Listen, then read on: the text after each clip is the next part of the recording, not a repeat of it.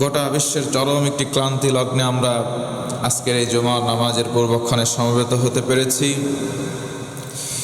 যে সময় আমরা সমবেত হয়েছি ঠিক সেই সময়ের মধ্যে গোটা পৃথিবীতে মুসলমানরা লাঞ্ছিত, বঞ্চিত, অপমানিত, এমনকি অন্যায়ভাবে মুসলমানদের উপরে হত্যাযজ্ঞ চালানো হচ্ছে। এই ক্ষণে বসে আল্লাহ পাকের কাছে তার রহমতের ভিখারি হয়ে আমরা দোয়া করছি, আল্লাহ গোটা বিশ্ব মানবতাকে তুমি আল্লাহ হেফাজত করে, পড়ে না আমিন। খাস করে মানবতার মধ্যে যারা ইমানদার, যারা মুমিন, যারা মুসলমান, আল্লাহ তুমি তাদেরকে খাস করে হেফাজত করো। আরেকবার পড়েন আল্লাহুম্মা আমিন। আলোচনার মধ্যে আজকে আল্লাহ পাক রব্বুল আলামিন আয়াতে কারিমার মধ্যে কিছু নির্দেশনা দিয়েছেন আর কিছু মানুষের খসলাত ব্যক্ত করেছেন। আজকে আমরা সংক্ষিপ্ত আকারে একটু জানার চেষ্টা করব আল্লাহ রাব্বুল আলামিন পার্থিব জীবনে মানুষের পদচারণা কেমন, তাদের মনের মধ্যে কি আছে, সেগুলো আল্লাহ তাআলা একটু ব্যক্ত করেছেন। আমরা জানার চেষ্টা করব ইনশাআল্লাহ।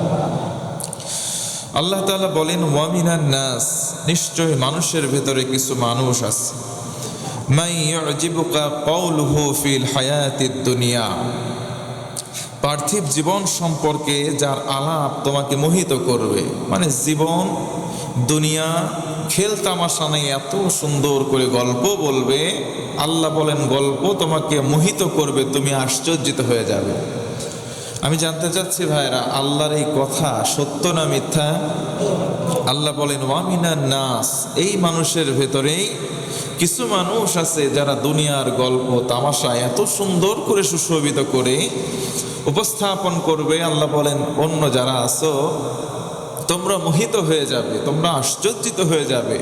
আরে দুনিয়ার জীবন এত শানওয়ালা, এত সৈকতওয়ালা, এত সুন্দর দুনিয়া।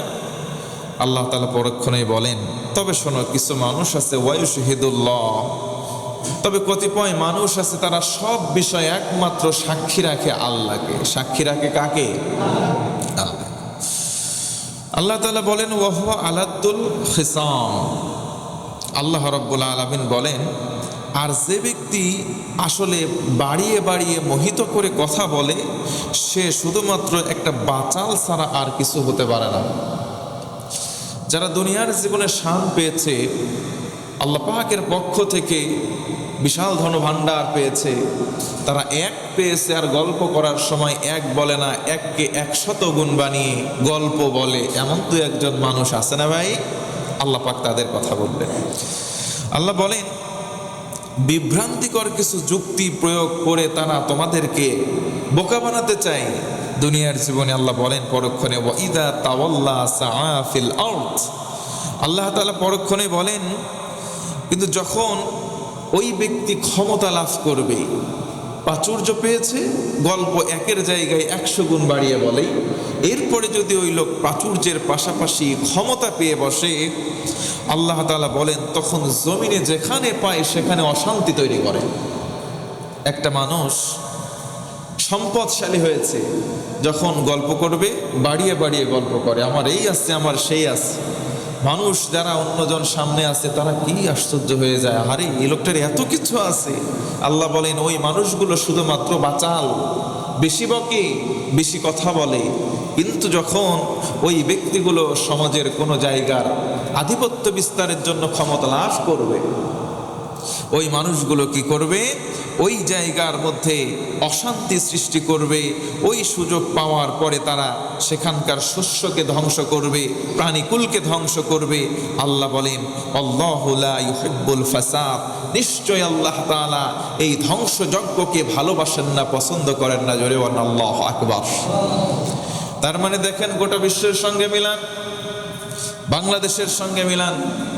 আয়াতে কারিমার মধ্যে আল্লাহ বললেন কিছু মানুষ ভাব নিয়ে কথা বলবে, অহেতুক কথা বলবে, অতি রঞ্জিত কথা বলবে, আছে এক বলবে 100। আচ্ছা ভাইরা বলেন এমন মানুষ পৃথিবীতে 2-1 আছে না নাই? কিছুই নাই। সামান্য চাওয়ালা, বাপ ছিল চাওয়ালা, সেও চায়ের দোকানের কামলা। ইতিহাস সাক্ষ্য দেয়, তার বায়োগ্রাফি প্রমাণ করে দেয়। কিছু প্রাচুর্য পেয়েছে, কিছু সম্পদ পেয়েছে। আল্লাহ বলেন ওই সম্পদ পাওয়ার পরে তারা 1 থেকে 100 গুণ পর্যন্ত বাড়িয়ে বলবে, মানুষজন চিন্তা করবে, না রে কোন কোটিপতির সন্তান, না জানি এর কি আছে। আল্লাহ পরক্ষণে বলেন, যখন কোনো স্থানের ক্ষমতা সে লাভ করবে, ওই স্থানের মধ্যে শস্য ধ্বংস করবে, মানুষকে অন্যায়ভাবে হত্যা করবে, এক কথায় যত প্রকার ফাসাদ বিশৃঙ্খলা আছে সেখানে তৈরি করার চেষ্টা করবে। এই আয়াত প্রমাণ করে বর্তমান বিশ্বের এই নরেন্দ্র মোদীর মতো এই রকম একেবারে কুঁয়োর ব্যাঙ আর একটাও হতে পারে না। চলে আসছে একদম প্রান্তিক জায়গা থেকে। আল্লাহ পাক বলেন, শুরুতে কিছু সাচ্ছল্য, কিছু অর্থ হয়েছে, গল্প করেছে বেশি বেশি, অথচ রুটে তাকান, সে ছিল একটা চায়ের দোকানের কামলা। কি কথা বলে, ঠিকই না? আল্লাহ পাকের আয়াত তার সঙ্গে মিলে যায়। যখন একটা জায়গার ক্ষমতা সে পেয়ে গেল, তখন চিন্তা করলো ফাসাদ তৈরি করবো কেমন করে, শস্য ধ্বংস করো, মানুষকে ধ্বংস করো। আজকে পাকিস্তানের সঙ্গে যে যুদ্ধ, এই যুদ্ধ শুধুমাত্র সামান্য নিছক নিজেরাই নাটক সাজে এই যুদ্ধের নাটক তালবাহানা শুরু করেছে। কথা বলে ঠিক কিনা? কারণ মুসলমানরা কখনো যুদ্ধাংশী মনোভাব প্রমাণ করে না, প্রকাশ করে না। সারা জীবন গোটা পৃথিবীতে যেখানে মুসলমান বেজাতীয় যারা আছে, তারা বারংবার এই মুসলমানদেরকে জঙ্গি সন্ত্রাসী বলে প্রমাণ করার চেষ্টা করেছে।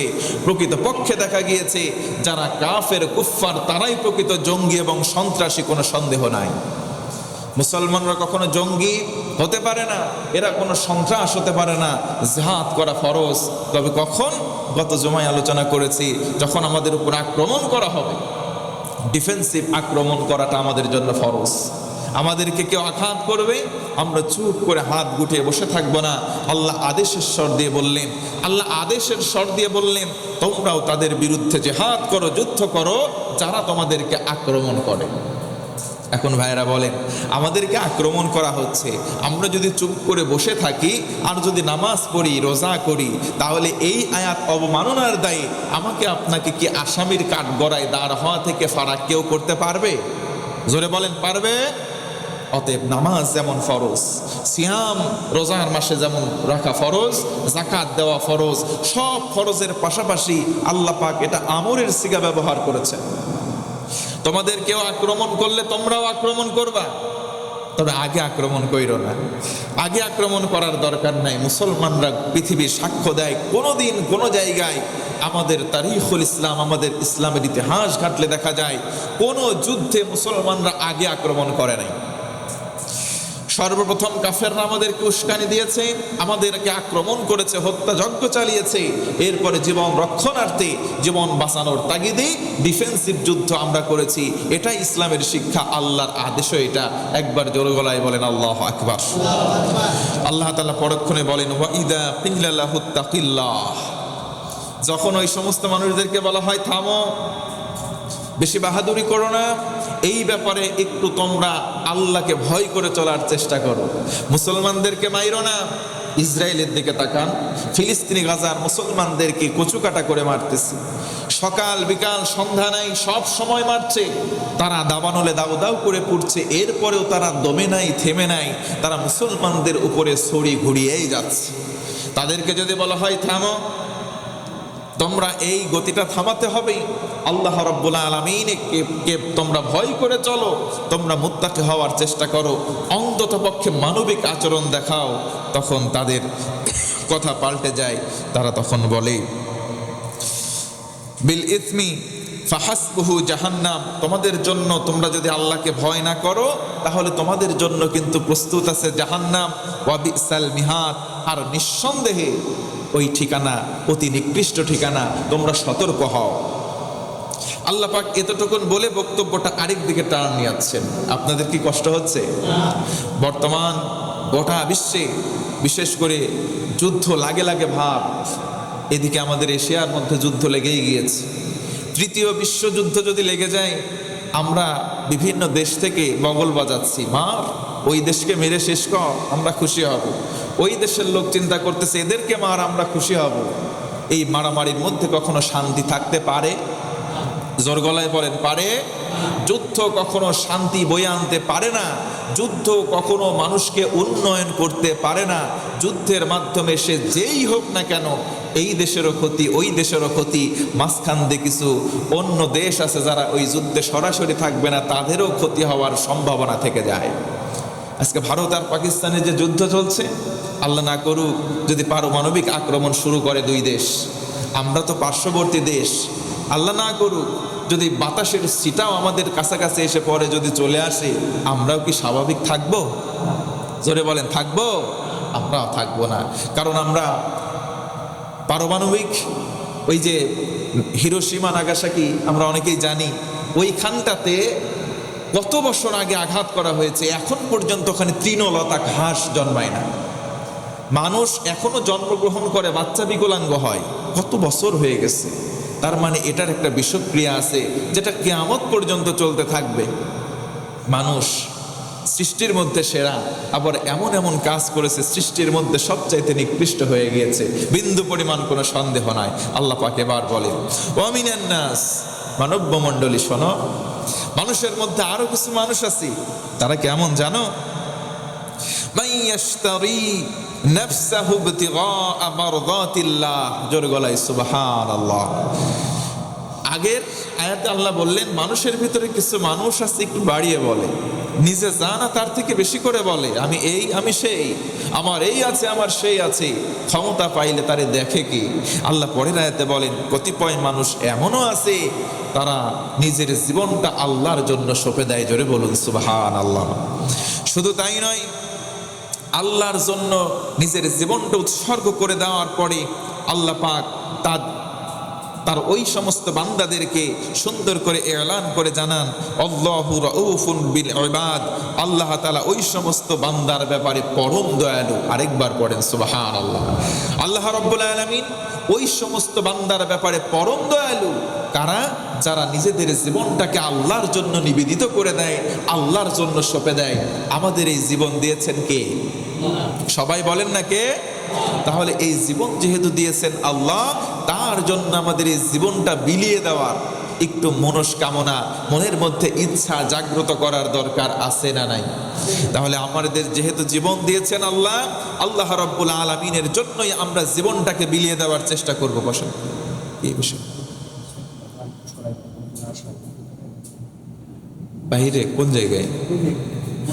ও, বাইরে একটা মোটরসাইকেল আছে, এটা একটু সরিয়ে দিতে হবে। এখানে একটা জানাজা অনুষ্ঠিত হবে, লাস্ট টাইমে ওখানে রাখা হবে। হ্যাঁ,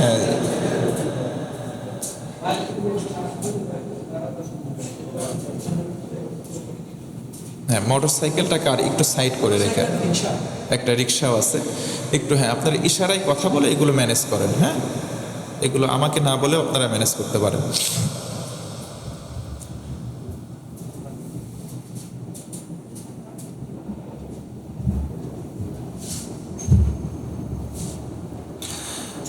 তাহলে আমরা যে কথার মধ্যে ছিলাম, আল্লাহ পাক দুই ক্যাটাগরির মানুষের কথা বললেন।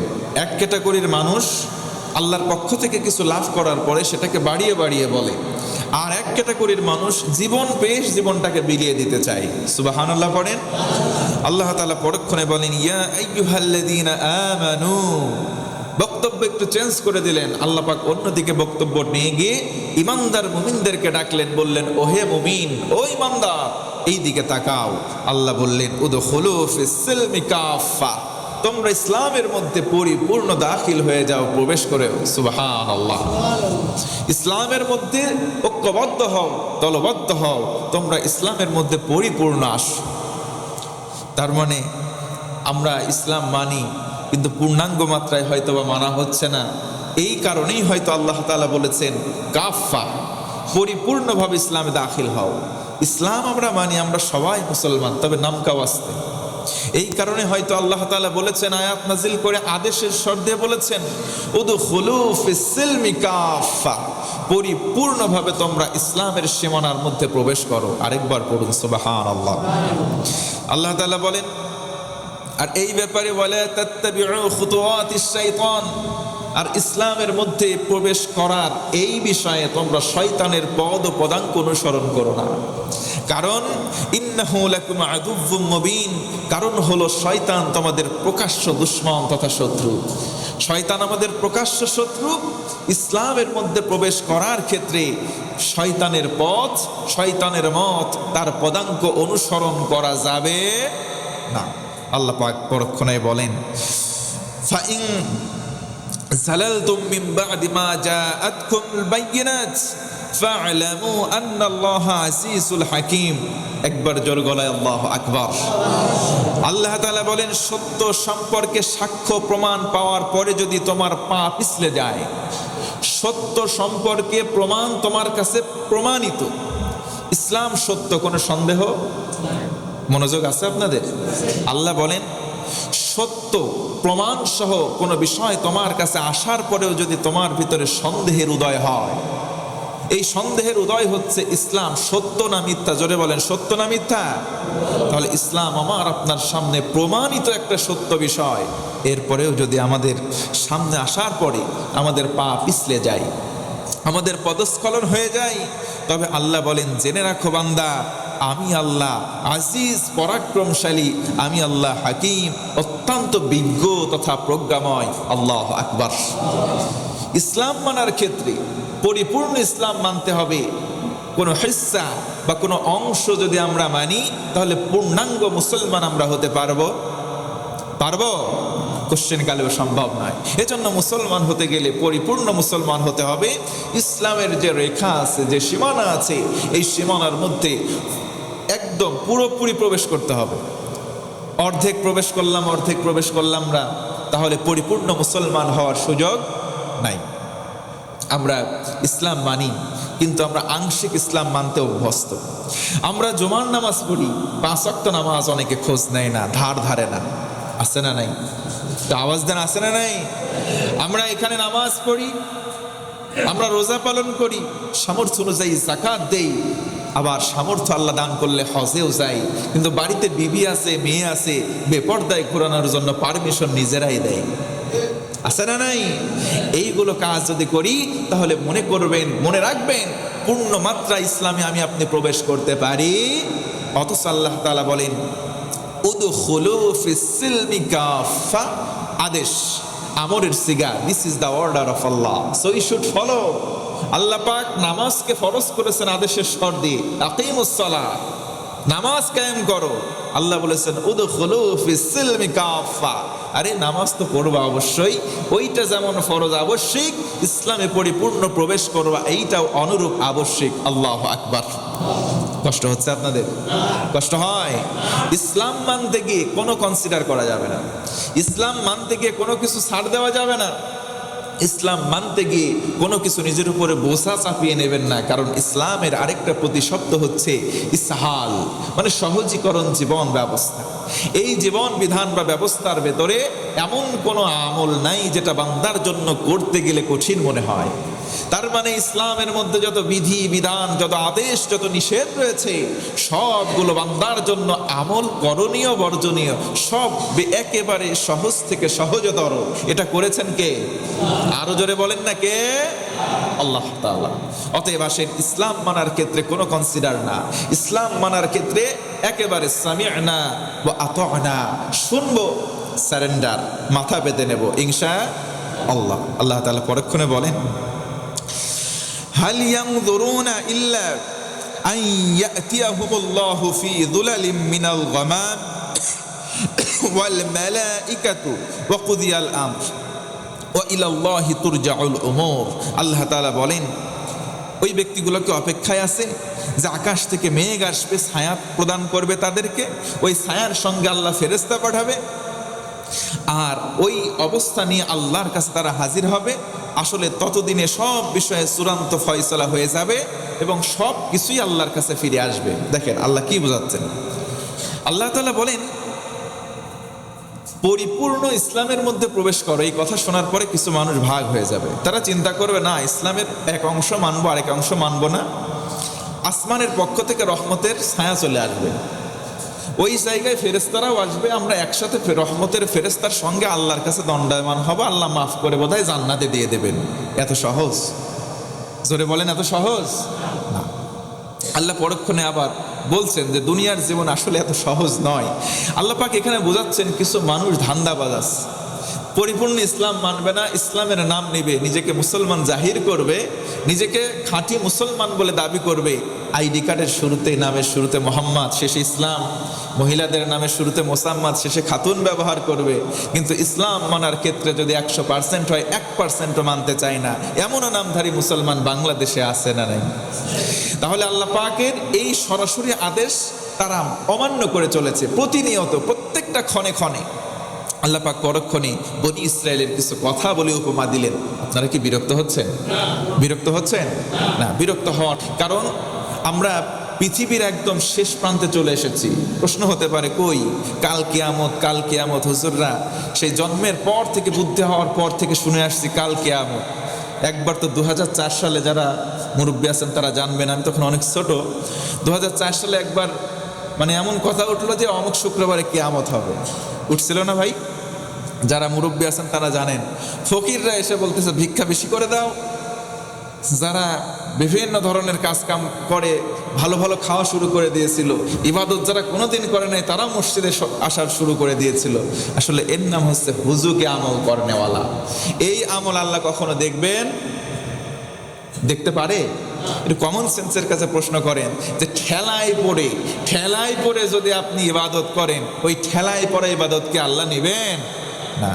আল্লাহ তাআলা আপনাকে সুন্দর সময় দিয়েছেন, হায়াত দিয়েছেন, নিয়ামতের মধ্য থেকে অন্যতম নিয়ামত সুস্থতা দান করেছেন। এরপরেও যদি হেলায় খেলায় পূর্ণাঙ্গ ইসলামের বিধি আর বিধান আপনি তরক করে চলেন, তাহলে আল্লাহর এত দায় পড়েনি যে আল্লাহ পাক আপনাকে সুন্দর করে নিয়ে গিয়ে তার সুন্দর তৈরি করা স্থান জান্নাত দেবেন না। এত সহজ জান্নাত হতে পারে না। আল্লাহ তাআলা পরক্ষণে বলেন, সাল বনি ইসরাঈল, বনি ইসরাঈলদেরকে জিজ্ঞেস করো হে রাসূল, বনি ইসরাঈলদেরকে জিজ্ঞেস করো না। কি বিষয়? আতাইনাহুম মিন আয়াতিন বাইয়িনাত ওয়া মান ইউবাদদিল নি'মাতাল্লাহি মিন বা'দ মা জাআতহু ফাইন্নাল্লাহা শাদীদুল ইকাব। হে নবী, আপনি বনি ইসরাঈলদেরকে জিজ্ঞেস করেন না, কত সুন্দর সুস্পষ্ট বাণী তাদেরকে আসমানি কিতাব দান করা হয়েছিল। সুবহানাল্লাহ পড়েন। কিন্তু ওই বাণীকে তাদের ভিতরে কতিপয় মানুষ বিকৃত করে ফেলেছিল, উল্টিয়ে ফেলেছিল। তাদের কাছেও কিন্তু তৎকালীন সময়, তাদের সমসাময়িক সময় আসমানি কিতাব নাজিল করা হয়েছিল। কোরআন বাদে আরো বড় 3টা আসমানি কিতাব আছে, তাওরাত, জাবুর আর ইনজিল। কোরআন হচ্ছে সর্বশ্রেষ্ঠ। কোরআন আসার পরে আর ওই তিনটা আমাদের জন্য প্রযোজ্য হবে। আল্লাহ পাক নবীকে প্রশ্ন ছুড়ে দিলেন, হে রাসূল, আপনি তাদেরকে জিজ্ঞেস করেন, তাদের কাছে আসমানি সুন্দর, উত্তম, সুস্পষ্ট আসমানি কিতাব বা আসমানি বিধান দেওয়ার পরেও কতিপয় মানুষ সেটারে বিকৃত করে উপস্থাপন করেছিল। আজও পৃথিবীতে দেখেন, এই কোরআন আসমানি কিতাব হওয়ার পরেও এই কোরআনের ব্যাখ্যা উল্টিয়ে মানুষদেরকে ভুলভাল ইসলাম বোঝানোর চেষ্টা করা হয়। এই কথা বলেন ঠিক কিনা? তার মানে ওই সময়ও ছিল, এই সময়ও আছে। আল্লাহ পাক পরক্ষণে বলেন, এই ব্যাপারে আল্লাহ বলেন, আমি আল্লাহ ফাইন্নাল্লাহা শাদীদুল ইকাব, এই ব্যাপারে কঠোর এবং শাস্তি দানেও আমি আল্লাহ কঠোর থেকে কঠোর। অতএব আল্লাহর কোনো আয়াত, আল্লাহর কোনো বিধান বিকৃত করার কোনো সুযোগ ইসলামে আছে? নাই। আল্লাহ পাক পরক্ষণে বলেন, সুইয়িনা লিল্লাযীনা কাফারুল হায়াতুদ দুনিয়া, যারা সত্য স্বীকার করে, যারা কাফের, পার্থিব জীবনটা তাদের কাছে চাকচিক্যময়, অনেক সুন্দর। যারা কাফের হবে তাদের জন্য এই দুনিয়ার জীবনটা অনেক সুন্দর। এই আয়াতের পক্ষে নবী করিম সাল্লাল্লাহু আলাইহি ওয়াসাল্লাম একটা হাদিস ইরশাদ করেন। নবীজি বলেন, আদ-দুনিয়া সিজনুল লিল মুমিন ওয়া জান্নাতুল লিল কাফির। এই দুনিয়াটা হচ্ছে মুমিন যারা ঈমানদার তাদের জন্য জেলখানার মতো, আর যারা কাফের তাদের জন্য এটা বাসর ঘরের মতো, বালাখানা, জান্নাতের মতো। তার মানে মুমিন যারা হবে এই জায়গার মধ্যে শান্তিতে থাকবে না, অশান্তিতেই থাকতে হবে বা অশান্তি ভোগ করতে হবে বেশিরভাগ। আর যারা কাফের কুফার হবে, এই দুনিয়াটা তাদের কাছে সুশোভিত করা হয়েছে, তারা নিজেরাও নিজেদের জন্য সুশোভিত করে নিয়েছে। ঘোষণা কার? একটু জোরে বলেন না, কার? আপনাদের কি গরম বেশি ধরেছে? বর্তমান পাবনার মানুষ এমন, আমি গত রাত্রে ছিলাম সাতক্ষীরার আশাশুনি থানাতে মাহফিলে। ওখানে গিয়েও আমি জানতে পারলাম যে পাবনাতে উল্টাপাল্টা কাজ হচ্ছে। আপনারা জেনে থাকবেন, অনেকে অনেকে জানবেন না। ভরসা করতে হয় কার প্রতি?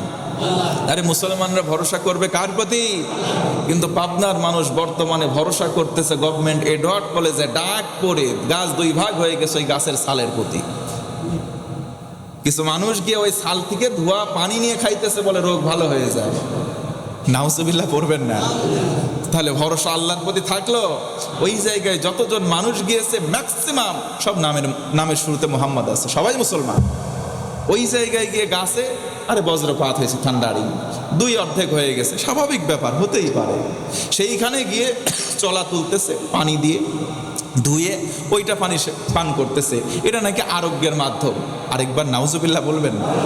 আমার মনে হয় যেই সমস্ত মানুষ এই কাজগুলো করতেছে তাদের মগজ নাই, মগজের নামে ওই জায়গায় আছে সব পায়খানা। কি কথা বলেন ঠিক কি না? কারণ সুস্থ মস্তিষ্কের অধিকারী কোনো মানুষ এত জঘন্য কাজ করতে পারে না। আল্লাহ তাআলা বলেন, সুয়িনা লিল্লাযীনা কাফারুল হায়াতুদ দুনিয়া ওয়া ইয়াসখারুনা মিনাল্লাযীনা আমানু। তবে শোনো, যারা বিশ্বাসী হবে কাফেররা তাদেরকে নিয়ে এই দুনিয়ার জীবনে খেলতামাশার হাসি ঠাট্টা করবে। বর্তমান জামানায় মুসলমানদেরকে নিয়ে হাসি ঠাট্টা কাফের কুফফাররা করে কি করে না? জোরে বলেন, করে কি করে না? করারও কিছু কারণ আছে, কিছু কিছু দোষ আল্লাহ বলেন আমি আল্লাহ বান্দাকে দিয়ে থাকি। একবার বলেন না সুবহানাল্লাহ। আল্লাহ যাকে দেন বুঝতে হবে এটা আল্লাহ পাকের নিয়ামত, তবে অস্বীকার করার কোনো সুযোগ আছে? লা ইন শাকারতুম লা আযীদান্নাকুম ওয়া লা ইন কাফারতুম, যদি কেউ অস্বীকার করে ইন্না আযাবি লাশাদীদ, আল্লাহ বলেন জেনে রেখো আমি কেড়ে নেব তা নয়। আল্লাহ এতে তা বলেননি। তুমি যদি নিয়ামতের শুকরগুজারি না হও, যদি কৃতজ্ঞতা প্রকাশ না করো, আমি আল্লাহ বললাম ইন্না আযাবি লাশাদীদ, আমার আযাব আছে, আমার পক্ষ থেকে শাস্তি আছে, এটা অত্যন্ত ভয়ঙ্কর। আল্লাহু আকবার। তার মানে আল্লাহ দিলে কেড়ে নেবেন বিষয়টা এমন নয়, কেড়ে নিতেও পারেন নাও পারেন, তবে আল্লাহ ধরবেন, ওই ধরাটা বড্ড ভয়ঙ্কর। আরেকবার আল্লাহু আকবার। পরক্ষণে আল্লাহ বলেন কানান নাস উম্মাতান ওয়াহিদা। আপনারা কি বিরক্ত হচ্ছেন? আল্লাহ বলেন একদা তোমাদের পূর্বে এই মনুষ্য জাতি অল ওভার দ্য ওয়ার্ল্ড, গোটা পৃথিবীর মনুষ্য জাতি এক জাতিতে ছিল, এক গোষ্ঠীতে ছিল, কোনো ধর্ম ছিল না, কোনো মতের পার্থক্য ছিল না, কোনো বৈষম্য ছিল না, সবাই ছিল এক দল, এক আদমের সন্তান। সুবহানাল্লাহ। ঘোষণা কার? আর একটু আওয়াজ করে বলেন কার? আগামী রবিবার